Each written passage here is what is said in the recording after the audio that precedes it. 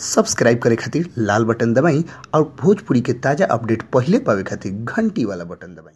छपरा जिला भोजपुरी पर रउआ लोग के बहुत बहुत स्वागत बा। जी हाँ, बहुत बड़ खबर आ रहा बा भोजपुरी इंडस्ट्री से लेकर बॉलीवुड इंडस्ट्रीज तक।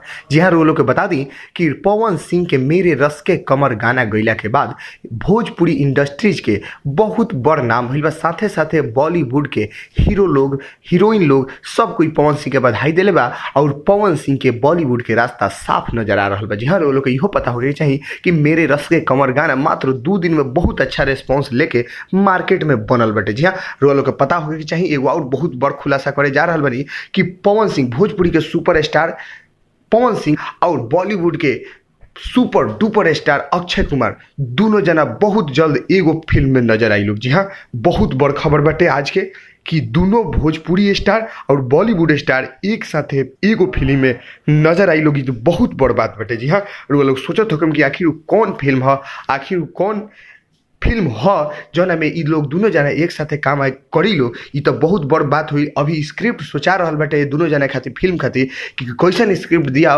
काहे कि एने पवन सिंह भी जबरदस्त एक्शन देशभक्ति के माध्यम से करेलन तो ओने एक्शन किंग अक्षय कुमार भी देशभक्ति में कहीं से कमी कसर ना छोड़ेलन। ऐसे लोग समझ सकता कि दोनों सुपरस्टार के फिल्म जब एक साथ लागी तो कैसन माहौल हुई पूरा थिएटर में, कैसन पूरा इंडिया लेवल पर फिल्म लागी।